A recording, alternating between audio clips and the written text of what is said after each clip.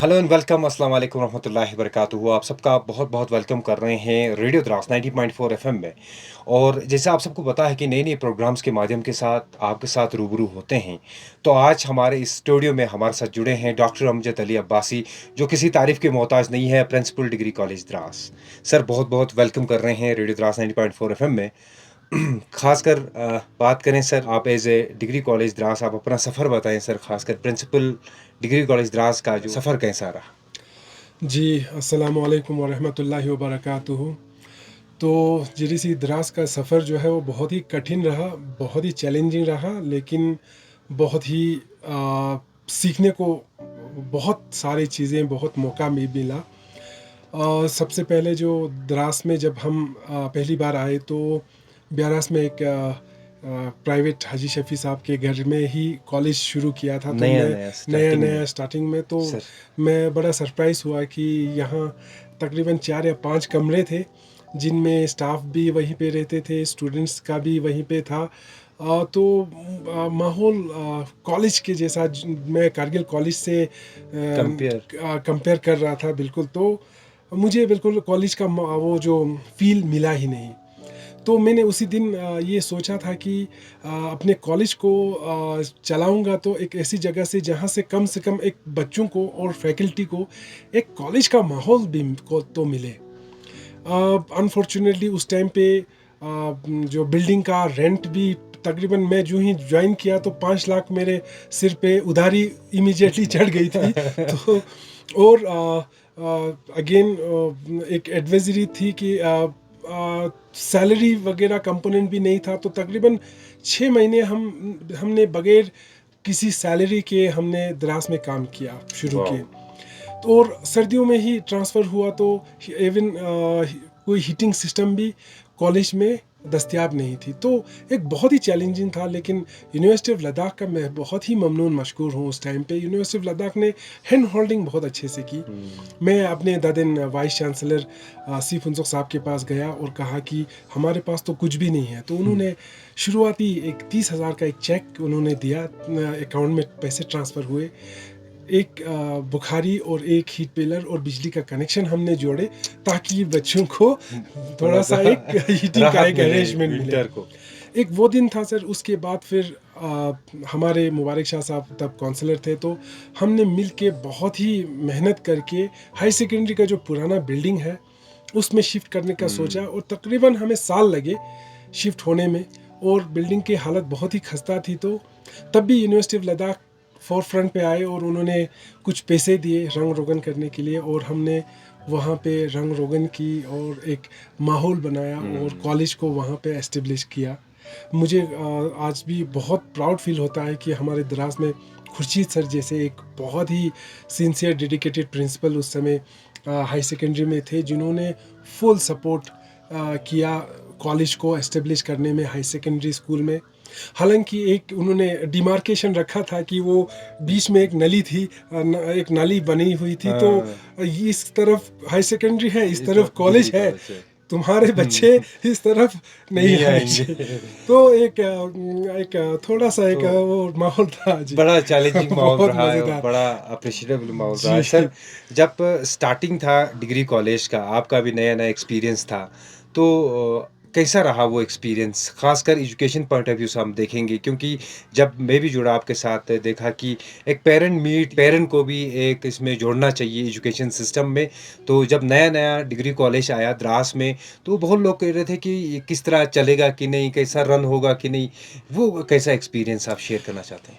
जी, ये एक मैं दराज के आवाम से बाकी तो इन्होंने बहुत सपोर्ट किया, लेकिन जब बच्चों की पढ़ाई की बारी बारी आ जाती है तो मुझे लगता है चाहे वो हाई सेकेंडरी हो या फिर कॉलेज हो, हुँ। पेरेंट्स का तवज्जो स्टूडेंट्स के पढ़ाई में इतना वो लोग तवज्जो लेके वो नहीं करते हैं। हुँ। उनको लगता है कि बच्चों को स्कूल भेज दिया तो हो गया, उनकी जिम्मेवारी जो है वो ख़त्म हो गई। खत्म हो गई। तो मुझे पेरेंट्स से थोड़ी शिकायत ज़रूर है कि पेरेंट्स ने कभी आके पूछा नहीं। हाँ, हालांकि एक दो पेरेंट्स हैं जिनको मैं दिल से इज़्ज़त करता हूँ, जो बार बार आते थे अपने बच्चों के बारे में पूछते थे। तो लेकिन मैं ये चाहता था कि पेरेंट्स आके हमारे साथ मिल के शाना बशाना, क्योंकि किसी भी एजुकेशनल इंस्टीट्यूशन को चलाने के लिए 3 इम्पोर्टेंट कंपोनेंट्स हैं। बिल्कुल, बिल्कुल। एक स्टूडेंट है, एक पेरेंट्स है पेरेंट और है, एक टीचर्स है। टीचर। तो टीचिंग कम्युनिटी में हम आते हैं तो पेरेंट्स वाला कंपोनेंट जो है वो मिसिंग रहा, अभी तक रहा। तो मैं आपके माध्यम से गुजारिश करूँगा दराज के पेरेंट्स को, चाहे स्कूल लेवल से ही हो, हुँ, प्राइमरी स्कूल हो, और ख़ासकर प्राइमरी स्कूल वालों को तो मैं ज़रूर कहूँगा कि आप लोग अपने बच्चों को प्राइमरी लेवल से ही उन बच्चों के अपब्रिंगिंग को इस तरह से करें कि वो बच्चे आगे चल के बहुत ही ब्राइट, टैलेंटेड और अपने पोटेंशियल को एक्सप्रेस कर पाने वाले बच्चे बने। बिल्कुल। और मैं यकीन दिलाता हूँ, और मुझे मैं अगर कसम खाने के लिए बोलेंगे कोई, तो मैं कसम भी खा सकता हूँ कि हमारे द्रास के बच्चे, इनमें टैलेंट की कमी नहीं है, पोटेंशियल की कमी नहीं है, और ये लोग कोई भी एग्ज़ाम क्रैक कर सकते हैं, बशर्ते कि इनको एक सपोर्ट मिले। वो सपोर्ट हम सबको मिल के देना है। सही और बात। उस चीज़ में थोड़ी सी मुझे एक लैगिंग नज़र आई जो मैं आज आपके साथ रख रहा हूँ। जी। सर सर अगर बात करें डिग्री कॉलेज द्रास के अंदर काफ़ी सब्जेक्ट्स भी फिर इम्प्लीमेंट हो गए, फिर आपका जो डिग्री कॉलेज का जो सफ़र है वो काफ़ी ज़्यादा ब्राइट होते नज़र आ गया। आज हम देखते हैं किस लेवल, किस स्टैंडर्ड का आज हमारा डिग्री कॉलेज द्रास की अगर बात करें तो। जी, खुदा के फज़ल से डिग्री कॉलेज दरास में जो स्टार्टिंग में सब्जेक्ट्स 6 या 7 ह्यूमैनिटीज़ के ही सब्जेक्ट थे। तो कुछ सब्जेक्ट्स को लेके एक कॉलेज को चला पाना और लोगों के जो सेंटिमेंट्स को और बच्चों के जो फ्यूचर को लेके एक एम्बिशन को पूरा कर पाना, इसमें थोड़ी-सी चैलेंज आ रही थी हुँ, जो मुझे लगा। हुँ, तो हमने क्या किया कि हमने सब्जेक्ट्स के डायमेंशन को इम्प्रूव करने की कोशिश की, और हमने ह्यूमैनिटीज़ के सब्जेक्ट्स के अलावा साइंस को भी इंट्रोड्यूस करने की कोशिश की। और यहाँ फिर से मैं खुर्शीद साहब का बहुत ही शुक्रगुजार हूँ कि हमने शुरू के साइंसेस के जो प्रैक्टिकल्स हैं वो हाई सेकेंडरी के लैब्स में लैब चलाए, इसमें चला है, बिल्कुल। क्योंकि हमारे पास लैब्स तो थे नहीं, हुँ, रूम्स की बहुत शॉर्टेज थी। तो वहाँ पे हमने चलाई, और लेकिन माशाल्लाह आज के डेट में द्रास कॉलेज में मुझे लगता है कि शायद 2 लीड कॉलेज के अलावा जो ले कॉलेज और कारगिल कॉलेज जो 1995 में एस्टेब्लिश एस्टेब्लिश हुआ है, हुँ, उनके अलावा किसी भी कॉलेज में शायद कॉमर्स, साइंस, आर्ट्स, ये तीनों सब्जेक्ट्स का जो एमलगमेशन है वो शायद नहीं है, या बहुत ही रिसेंटली आया है। लेकिन हमने शुरू में ही ये अडॉप्ट किया, और हमारे बच्चों ने भी उसका काफ़ी फ़ायदा उठाया। बहुत-बहुत शुक्रिया सर। नाज़रीन को बताते चले ख़ासकर हमारे अभी डॉक्टर अमजद अली अब्बासी जो है ट्रांसफ़र हो चुके हैं रिसेंटली, अभी एक्स प्रिंसिपल हैं डिग्री कॉलेज द्रास के। सर नया सफ़र आपको मुबारकबाद पेश करते हैं और हमारी पूरी रेडियो द्रास 90.4 की टीम की तरफ से नया जो सफ़र रहेगा आपका, वो भी बहुत ही अच्छा रहेगा। ख़ासकर आखिरी मैसेज क्या कहेंगे हमारे लिसनर्स जो जुड़ रहे हैं रेडियो द्रास 90.4 एफ़एम के माध्यम से, जो आपको सुन रहे हैं, जो आपको देख रहे हैं हमारे सोशल मीडिया अकाउंट से, उनके लिए क्या मैसेज रहेगा? क्या उन पेरेंट्स को क्या मैसेज रहेगा या उन स्टूडेंट्स को क्या मैसेज रहेगा? जी, मैं सबसे पहले तो दराज के जो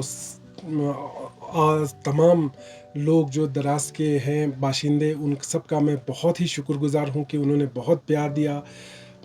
कभी महसूस नहीं होने दिया कि मैं घर से दूर हूँ। और मुझे वाक़ई मैं दिल से बोल रहा हूँ कि द्रास मुझे घर जैसा ही लगा। बिल्कुल, और अब जब मैं कभी भी द्रास से गुज़रूँगा तो मुझे अपना घर ही लगेगा। बिल्कुल। इतना प्यार मुझे मिला द्रास से, द्रास के आवाम से। तो जैसे कि आपने कहा कि आप एजुकेशनिस्ट पॉइंट ऑफ व्यू से जब मैं देखता हूँ तो मुझे यही लगता है कि द्रास के आवाम को थोड़ा-सा आगे आने की ज़रूरत है, क्योंकि एजुकेशन ही एक वाहिद एक एरिया है जिस एरिया के थ्रू हर फील्ड में एक्सेल किया जा सकता है, चाहे टूरिज़्म हो, चाहे एग्रीकल्चर हो, चाहे एजुकेशन में ही अगर आप प्रॉस्पेरिटी चाहते हैं, किसी भी स्किल सेक्टर की बात करें, सबका जो रूट जो है वो है एजुकेशन। तो इसलिए हम अपने एजुकेशन के जो होराइज़न है उसको हमें बढ़ाने की बहुत ज़रूरत है। और मैं आपके माध्यम से बहुत शुक्रगुजार हूँ हमारे काउंसलर साहबान का, हुँ, समद साहब, एक्स बीडीसी नूर साहब, हमारे वाहिद साहब, हमेशा वो लोग इंथुजियास्टिक हैं। वो लोग हमेशा हमें कहते थे कि आपको कहीं पे भी ज़रूरत होगी तो आप बताएं। हाँ, मैं एक चीज़ तो बोलना ही भूल गया, हमारे एसडीएम विशाल अत्री साहब, he is very dear to me, बिल्कुल, बिल्कुल, एंड बिल्कुल। He is one such wonderful person जो बिल्कुल। हमारे द्रास में मैं कहता हूँ कि द्रास की खुशकिस्मती है कि ऐसे लोग हमारे साथ काम कर रहे हैं जिन्होंने हमेशा फुल कोऑपरेशन दिया ताकि कॉलेज को प्रॉस्पेर होने में, कॉलेज को बढ़ने में। और खुदा के फजल से आज के डेट में हमारे कॉलेज जो है काफ़ी हमारा कॉलेज आगे बढ़ चुका है, लेकिन इनरोलमेंट में डिक्लाइनिंग आ चुकी है। इनरोलमेंट में डिक्लाइनिंग सीबीएसई का जो शिफ्ट है उसमें की वजह से हम मानते हैं कि थोड़ा सा एक रहेगा, लेकिन यहाँ पे पेरेंट्स का जो रोल है उसको नज़रअंदाज नहीं किया जा सकता है, टीचर्स का, पेरेंट्स का, ताकि ये बच्चे जो है ये 12th स्टैंडर्ड में अच्छे रिज़ल्ट लाए। आपने देखा होगा कि हमारा 12th स्टैंडर्ड का रिज़ल्ट अच्छा नहीं आया द्रास के दोनों हाई सेकेंडरीज़ का, तो इसलिए मैं चाहूँगा कि हाई सेकेंडरी के फैकल्टीज़ को सपोर्ट करें। आप पेरेंट्स, आप लोग मिल के अपने बच्चों के लिए एक ऐसा माहौल तैयार करें बिल्कुल, कि वो बिल्कुल। लोग इस ट्रांजिशन में, ये बहुत सलीम साहब, बहुत मुश्किल वाला, कठिन वाला टाइम चल रहा है हमारे बच्चों के लिए। अभी वाला। हमारे बच्चे रोज लड़ रहे होंगे, अपने आप से लड़ रहे होंगे। वो लोग इस चेंज इन्वायरमेंट में जो शिफ्ट हुआ है उसमें वो लोग जूझ रहे होंगे। यहाँ पे इन दोनों कम्युनिटीज़ को आके आके बच्चों को बहुत ही एक इन्वायरमेंट प्रोवाइड करवाने की ज़रूरत है, जिससे कि ये बच्चे आने वाले दिनों में हमारे द्रास के रिज़ल्ट 100% आए हाई सेकेंडरीज में भी, ताकि ये बच्चे आगे चल के कोई इंजीनियरिंग फील्ड में जाना चाहता है तो वहाँ करे, मेडिकल में जाना चाहता है तो वहाँ करे, कॉलेज में आके यूपीएससी क्रैक करना चाहे तो पोटेंशियल की तो कमी नहीं है हमारे बच्चों में। तो आखिर में मैं आप सबसे बहुत बहुत शुक्रगुजार हूँ, और साथ ही साथ अगर कोई दिलाजारी हुई हो तो मैं आपके माध्यम से सबसे माफ़ी चाहूँगा। थैंक यू बहुत बहुत शुक्रिया। Thank you doctor Amjad Ali, बहुत बहुत शुक्रिया सर, आपने अपने वैल्यूएबल वर्ड्स यहाँ पे कहे, खासकर पेरेंट्स को लेके, पेरेंट्स का कितना एक रोल रहेगा खासकर आने वाले टाइम में। जिस तरह सपोर्ट्स में आगे आ रहे हैं, इसी तरह हमें एजुकेशन सेक्टर में भी हमें आगे बढ़ना है। और ख़ासकर doctor Amjad sir principal degree college ने तो वो स्टेज देखा है जहाँ पे किस तरह की कंडीशंस में खासकर डिग्री कॉलेज का एस्टेब्लिशमेंट था। नया नया वो दौर था, नया वक्त था, नए चैलेंज थे, लेकिन सर ने आज एक अच्छे मुकाम में हमारे इस डिग्री कॉलेज को छोड़ के गए हैं।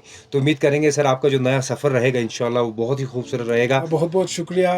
तो मैं साथ ही साथ आपके रेडियो द्रास का जो इंडियन आर्मी का एक बहुत ही अच्छा इनिशिएटिव है उसको मैं अप्रिशिएट करता हूँ, सलाम करता हूँ। हमारा बहुत ही एक अच्छा कोलैबोरेटिव सिस्टम रहा कॉलेज और रेडियो द्रास का। हमने जो भी प्रोग्राम्स हमने किए मिल के किए, और बहुत ही अच्छा एक एक्सपीरियंस भी रहा। और आपका जो ग्रोथ देख रहा हूँ मैं कि शुरू में जब मैं यहाँ द्रास में आपने नया नया इस्टेब्लिश किया था तब रेडियो द्रास का जो स्टूडियो था वो अलग था। अभी और अलग आज आप लोग मतलब मुझे नज़र आ रहा है कि हम सब ने एक प्रोग्रेशन की तरफ में हमने कदम बढ़ाया, और एक बहुत ही अच्छा प्रोग्रेसिव इन्वायरमेंट देखने को मिल रहा है। तो मैं ज़रूर चाहूँगा कि आपका ताउन हमारे कॉलेजेस में, एजुकेशन सिस्टम में बहुत ज़रूरी भी है। मीडिया का रोल जो है वो उसको इट इज़ अनडिनाइबल। तो आपका थैंक यू सर, बहुत बहुत शुक्रिया, बहुत बहुत शुक्रिया। ये थे नाज़रीन doctor Amjad Ali Abbasi, ex principal degree college Dras, जो आपके साथ कुछ एक्सपीरियंस शेयर कर रहे थे। तो इसीलिए ऐसे वीडियोस और ऐसे हमारे पॉडकास्ट के लिए आप बने रहिए रेडियो द्रास 90.4 FM के साथ, और हमें दीजिए इजाज़त। अल्लाह हाफिज़। आपका अपना रेडियो द्रास 90.4